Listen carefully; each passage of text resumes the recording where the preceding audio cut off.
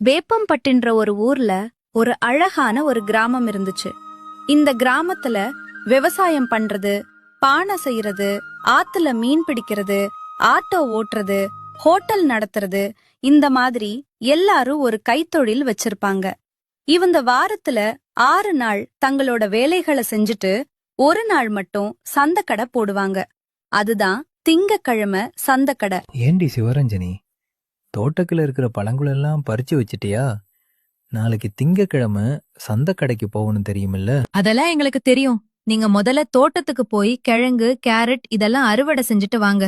நான் பழங்களை பறிச்சிட்டு வந்துட்டேன். இப்படி தன்னோட தோட்டத்துல விளையிற காய்கறிகள், பழங்கள், தான் செய்யற ஆடைகள், உணவுகள், தின்பண்டங்கள், இந்த மாதிரி விஷயங்கள்லாம் திங்கக்கிழமை சந்தக்கடையில விற்பனை செய்வாங்க. வாங்கம்மா வாங்க, 1 கிலோ தக்காளி வெறும் 15 ரூபாதா. வாங்கம்மா வாங்க, கூடையோடு வாங்க, அள்ளிட்டு போங்க.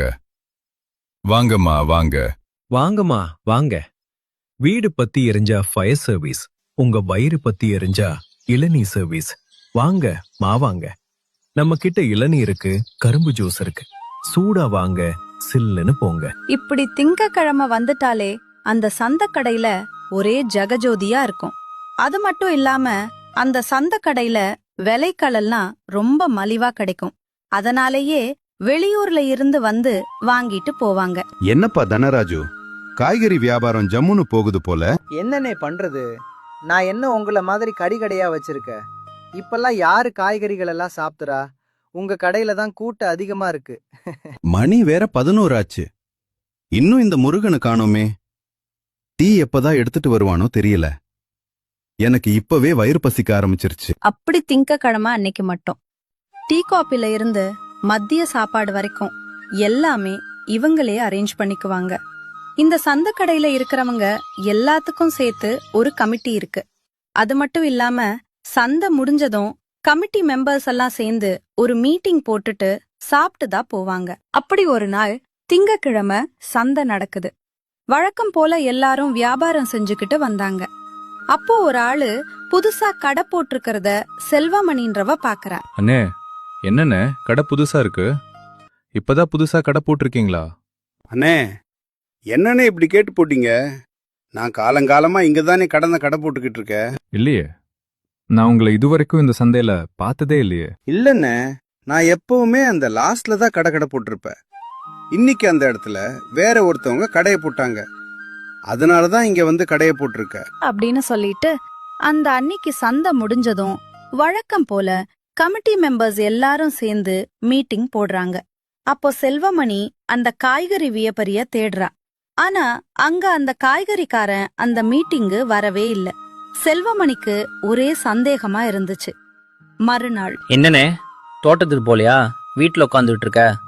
என் உடம்பு சரியில்லையா? அண்ணி எங்க போச்சு? டேய் சின்ராசு, நம்ம திங்கக்கிழமை சந்தையில போன வாரம் ஒருத்தன் காய்கறி கடை போட்டிருந்தா. அவனை நான் இது வரைக்கும் பார்த்ததே இல்ல. கேட்டா நான் அந்த லாஸ்ட்ல கடை போட்டிருக்கேன்னு சொல்றா. ஆனா சாயந்தரம் கமிட்டி மீட்டிங் வரல. அது தாண்டா எனக்கு சந்தேகமா இருக்கு. இதெல்லாம் ஒரு பிரச்சனையா? அவன் நம்ம ஊரு காரணாத இருப்பா. எங்காவது கடை போட்டிருப்பா. நீ அதை பார்க்காம இருந்திருப்ப. அட, அதை விட்டு தள்ளு. ஆனாலும் செல்வமணிக்கு ஏதோ ஒண்ணு உறுத்திக்கிட்டே இருந்துச்சு. அதே மாதிரி அடுத்த வாரம் திங்கக்கிழமை வருது. சந்தக்கடையும் போடுறாங்க. செல்வமணி அந்த காய்கறி கடைக்காரனை தேடிக்கிட்டு இருந்தா. அப்போ அந்த காய்கறி கடைக்கார வேற ஒரு கடையில பழங்கள் எல்லாம் வாங்கிட்டு இருந்தா. என்ன இவ காய்கறி கடை தானே போட்டிருந்தா? இவன் எதுக்கு அங்க போய் பழங்கள் வாங்குறா அப்படின்னு செல்வமணி அவனை பாத்துக்கிட்டு இருந்தா. ஆனா அவன் எல்லாம் கடையிலும் பொருட்களை வாங்குற மாதிரி போய் பொருட்களை ஆட்டைய போடுறா. திருடிட்டு வந்து தன்னோட கடையில வச்சு வியாபாரம் செய்ய ஆரம்பிக்கிறா.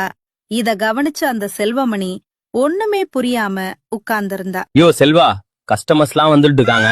நீ என்னையா பராக்க பாத்துக்கிட்டு இருக்க? ஏதாவது பிரச்சனையா சொல்லியா? டேய் ராகவா, நான் அன்னைக்கே சொன்னேன்ல அந்த காய்கறி கடைக்கார புதுசா இருக்கான்னு. அங்க பாரு, எல்லார் கடையிலும் பொருள்தலை வாங்குற மாதிரி ஒவ்வொரு கடையிலும் கொஞ்சம் கொஞ்சமா திருடிட்டு வந்து இவன் ஒரு கடை போட்டு வியாபாரம் பண்ணிட்டு இருக்கான்டா. டேய், என்னடா சொல்ற? யாருன்னு காமிடா அவன.